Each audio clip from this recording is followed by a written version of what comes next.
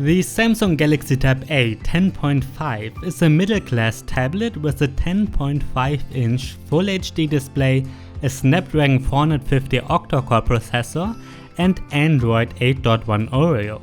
In addition to that, it has some premium features like 4 speakers and can be unlocked using facial recognition. However, with the starting price of around $330, it is quite expensive. Is it worth it? I'm MJ for mynexttablet.com and this is my Samsung Galaxy Tab A 10.5 review.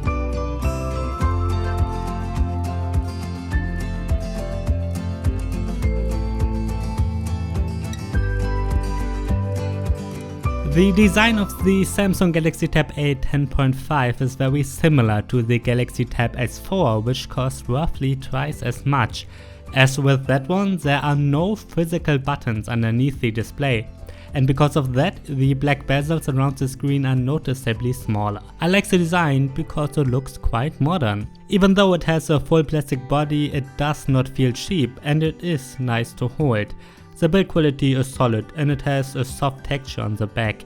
Because of that texture, it is not slippery at all, but still, personally I would have preferred a full metal body. With 8mm it is relatively thick and not super light with 512 grams. However, with its 10.5-inch display it is also a bit bigger than most competitors. The Galaxy Tab A 10.5 is charged using a USB-C connector, and you can use that one to connect accessories as well. You also get a standard headphone jack, a micro SD card slot, and a power button and volume controls. On the left side there even is a pin connector for an optional keyboard cover, but I did not try that one. The tablet features 2 speakers each on the shorter sides, so it has 4 in total. The sound quality is pretty good and better than what we get with most tablets.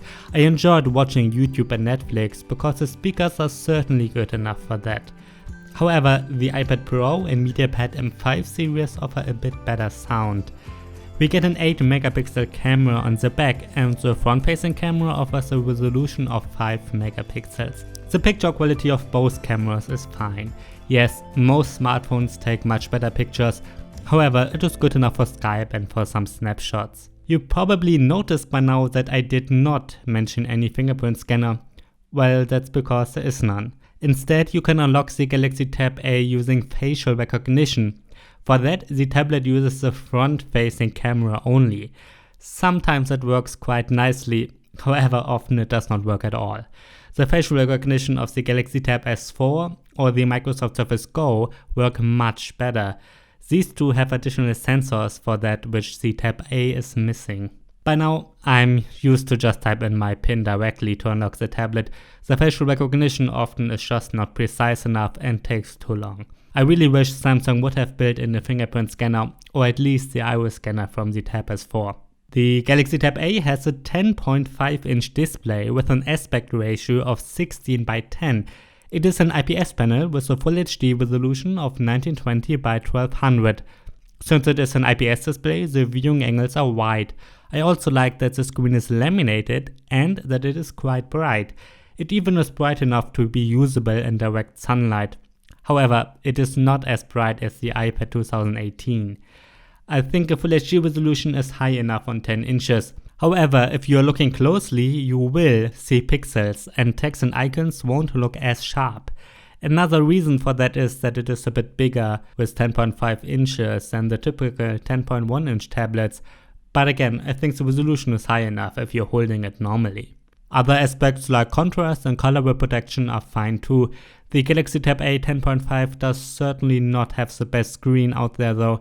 Tablets like the Galaxy Tab S4 or MediaPad M510 have much nicer displays, but well, they are pricier too. By the way, there's no version of this tablet that supports a stylus, at least not yet. Inside, the Samsung Galaxy Tab A 10.5 runs a Qualcomm Snapdragon 450 octa-core chipset. In addition to that, we get 3GB of RAM and a 32GB internal storage. It supports Wi-Fi AC and Bluetooth 4.2. You can also get it with optional LTE, and that one supports GPS as well. The performance of the Snapdragon 450 is good enough for most apps.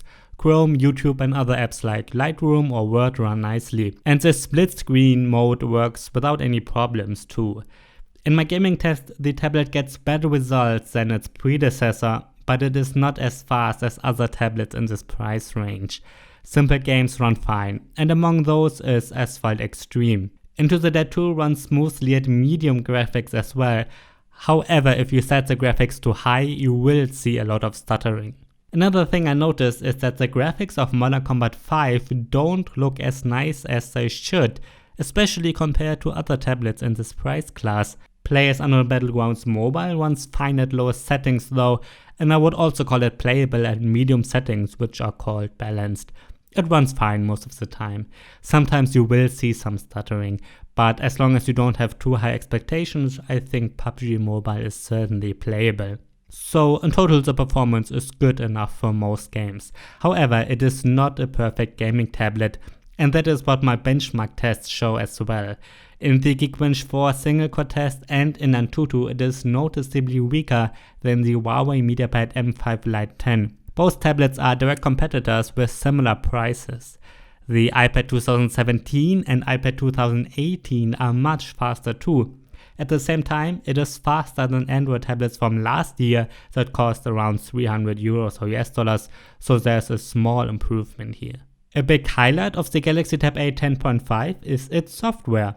It runs Android 8.1 Oreo out of the box, and on top sits the Samsung Experience UI. Tablets from Samsung have a huge advantage over other Android tablets. Usually they do get updates much longer than competitors do. Even the cheaper Galaxy Tab A series usually gets at least one major version update. Other tablets in this price range from Lenovo, Huawei or Acer often get no updates at all.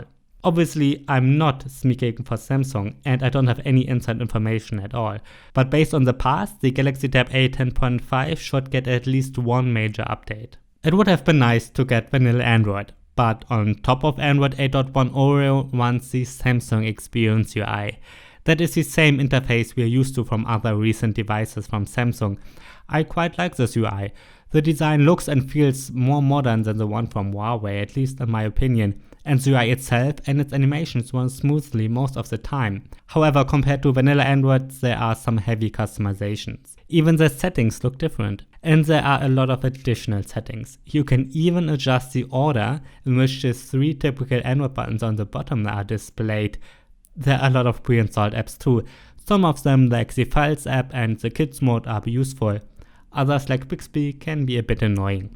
I noticed one negative point regarding the software. You cannot watch Netflix in HD or higher. It seems like the tablet is not supporting the necessary DRM standards. That often is the case with cheaper China tablets, but can happen with more famous brands too. In theory, Samsung should be able to fix this with an update. So in the future you might be able to watch Netflix in HD, but certainly not yet. Let's take a look at the battery life. Inside the Galaxy Tab A 10.5 sits a battery with a capacity of 7300 mAh. In my battery test, it lasted for a runtime of 13 hours. For this test, I am always looping an HD video at medium brightness and activated Wi-Fi.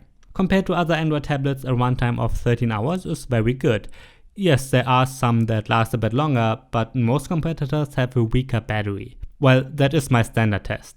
If you are constantly streaming Netflix or are playing games, the battery life will be shorter. But during everyday use, I always got at least 8 to 10 hours of active use. I also like that the tablet does not lose much energy while in standby. I think most people won't have to charge it more often than every 2 or 3 days. Well, except if you use it constantly. Alright, that is my Samsung Galaxy Tab A 10.5 review. Can I recommend it? Considering the price, the display, build quality and speakers are pretty good, and the battery life is excellent and it should receive updates longer than almost all competitors. However, it is a bit disappointing that the facial recognition does not work that well, and the performance could be a bit better, but should be fine for most. I think the original price of around $330 is too expensive. Really, I think that is too much, because for that price you can get better tablets. But usually tablets from Samsung get cheaper fast over time. In my opinion, the Galaxy Tab A 10.5 gets interesting once you can get it for around 250, maybe 270 US dollars, but only if you're willing to spend a bit more for possibly longer updates. With this one, it is important that you compare prices. Again, the predecessors got cheaper really fast, and that could happen to the Galaxy Tab A 10.5 too. Once it is cheaper, it can be very interesting. However, there are two alternatives which are much better in my opinion if the prices are the same in your country or at least similar. One direct alternative is the Huawei MediaPad M5 Lite 10, which usually costs just under 300 US dollars. Usually it's a bit cheaper. It is a 10-inch Android tablet with a Full HD resolution as well. However, it features a nicer full metal body, a bit better speakers and an excellent fingerprint scanner. Additionally, the internal hardware is a bit faster and it supports an optional pen. I don't think the M5 Lite 10 will ever get Android 9 though. Another very interesting alternative is the Apple iPad 2018. Yes, I guess that if you're watching this video, you are probably looking for an Android tablet, but iOS has improved a lot in the last couple of years and has a lot of features that only Android had in the past. It is an excellent tablet operating system. Depending on the country, it roughly costs around 300 US dollars too. The build quality is a bit better and it has a nicer display. It also will get updates much longer and works with an optional pen. Alright, this is my review of the Samsung Galaxy Tab A 10.5. If you have any questions, feel free to write me down below and check out mynexttablet.com for all of my current recommendations. You can find those in the best section. I'm NJ for mynexttablet.com. Thanks for watching.